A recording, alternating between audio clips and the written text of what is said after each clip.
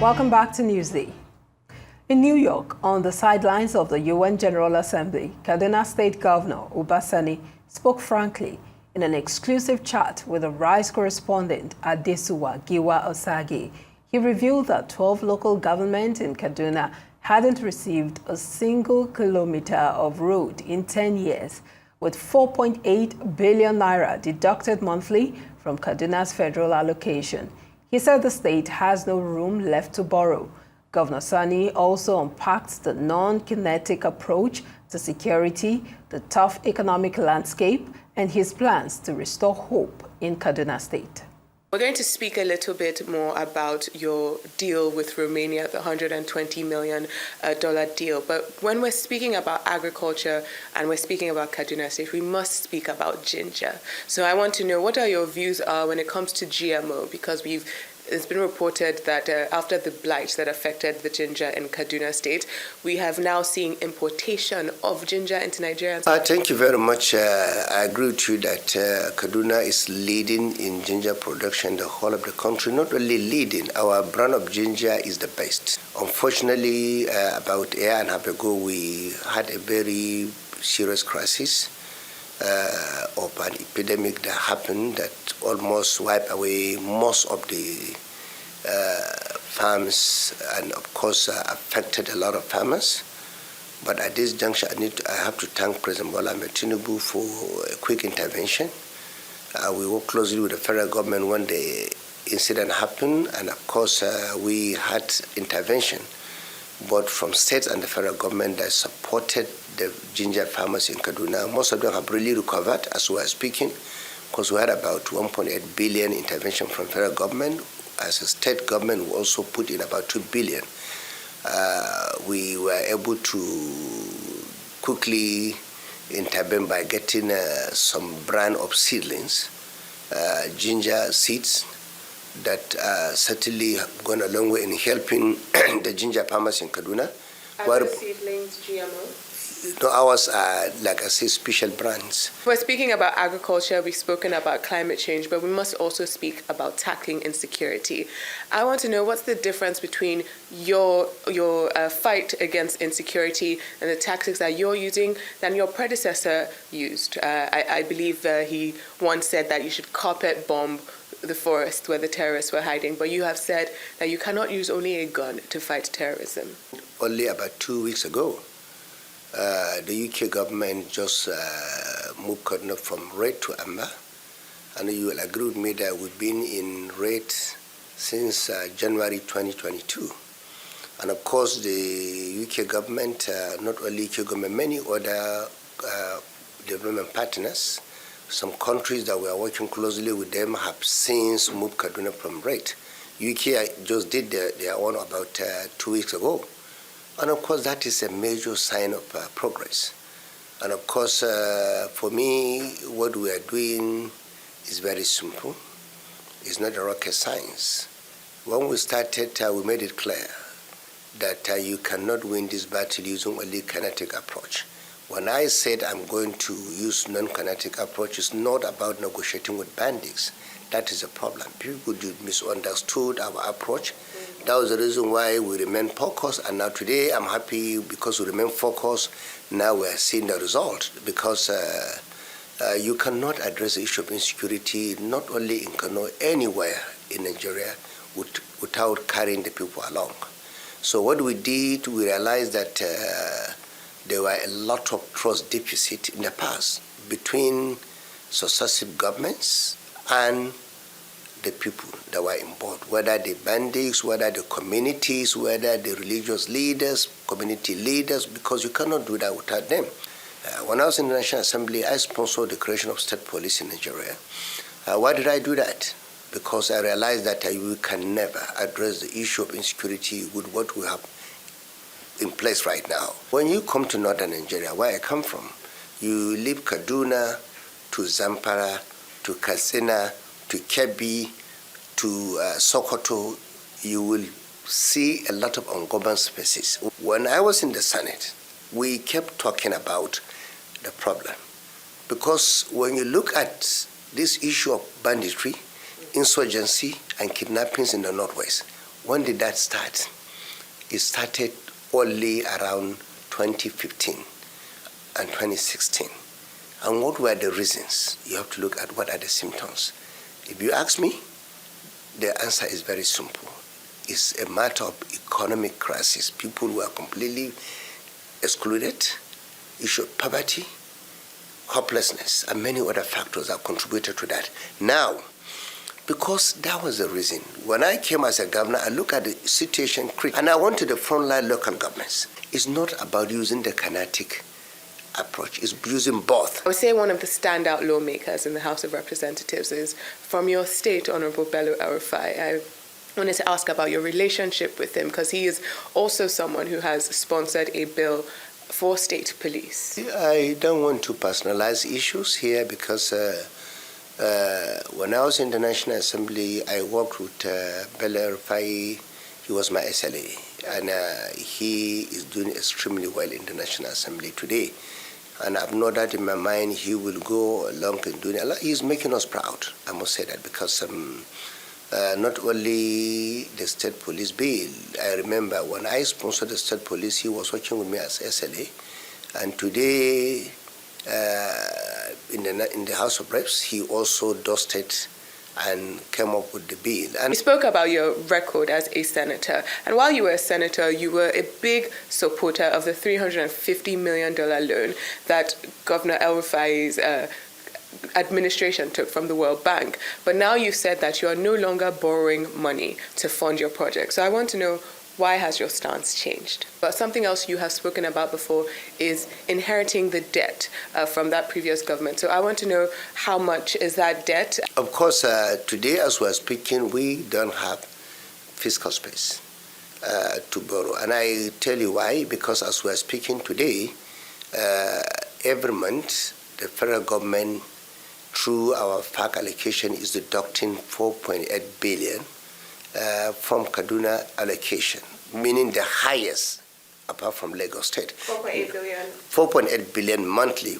The whole allocation of Kaduna and many other states, if you ask, in the whole of northern Nigeria, I don't think there's any state that is collecting up to 20 billion allocation. But the question here is that, look, if we're paying about 30 to 35% of our allocation, paying debt, because that is the money that is being deducted every month from our FAC before the remaining money is sent to Kaduna State. And listen to me carefully.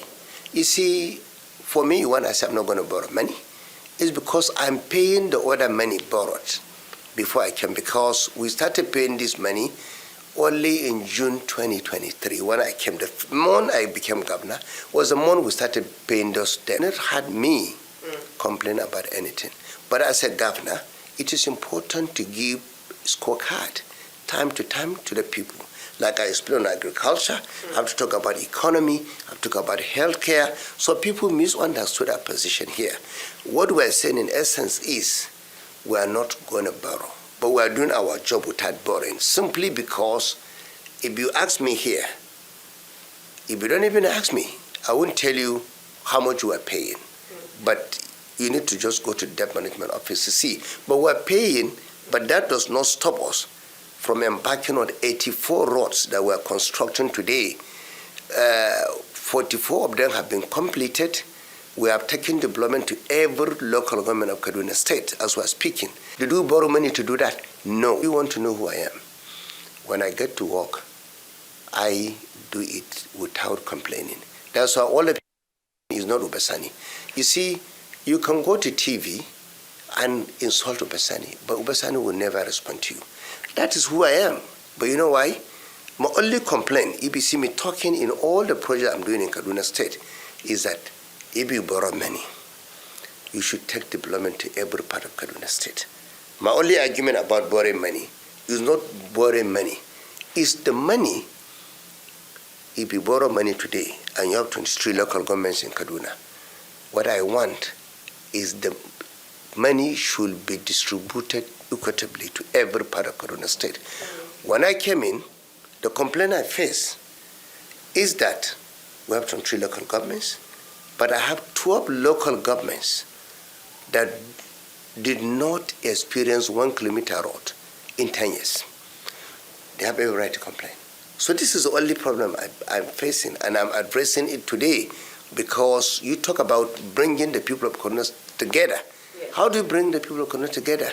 Inclusivity, fairness, justice. I mean, this is the only thing I'm addressing. It's not the money. No, I agree with you. That. And I think equitable distribution is something that's very important. Yeah. Matter who comes from which local government, how much they produce or how much they pay taxes, what their tribe is. Everyone deserves equitable distribution of money. Yeah. But if we relate this to the federal government, because recently there are lots of conversation has been had about the allocations of projects coming out of the Federal Executive Council and how the Northeast only receive less than 3%, or certain areas of the country receive very small percentiles. Do you feel that that is inequitable?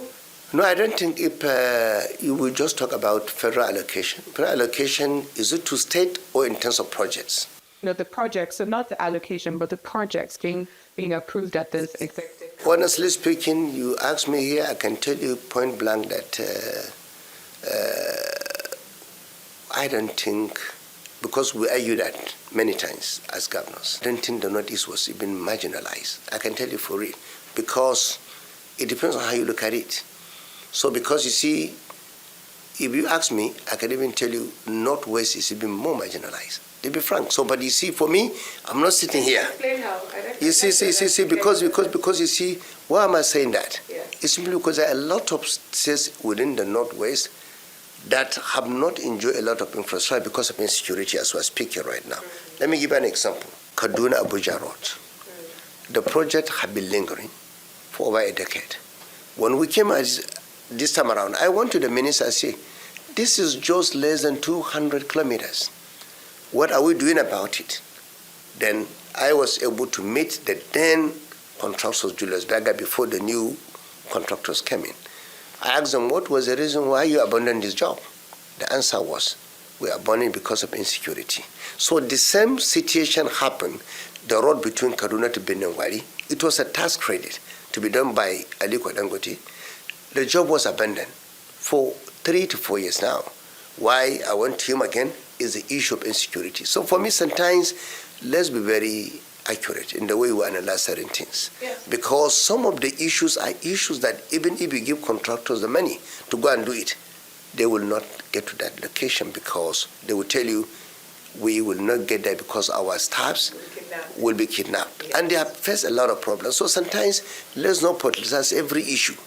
Speaking about projects and completed projects and not completed projects, I wanted to ask about the progress of the 500,000 homes with the Qatari government. Is that project still ongoing? Yeah, let me just give you an example, not about the Qatari. Even apart from Qatari, we are the first state and only in Nigeria to be able to enjoy support from Kuwait Fund and other development partners. Not only Qatari, it's simply because, like I told you, the Qatari one still ongoing? Qatari is still ongoing, and of course, just 2 months ago, we were able to hand over houses to victims of banditry, because you see, the whole idea is about transparency, accountability, and openness. So it's about partnership. The same thing with Kuwait Fund. Yeah. Kuwait Fund came to us. We're the only state in Nigeria. No state, not even federal government, have ever benefited from any intervention from Kuwait Fund except Kaduna State. How much is that money? $62.5 million. It's about what? It's about addressing the out-of-school children that has to do with particularly girl child. And today I'm happy to tell you that we are building additional 117 schools. Not only building schools, because I tell him it's not about building. It's about looking at all the important aspects that hinders those girls from going to school. Is it poverty issue? Is it issue to do with mobilization, support for the parents?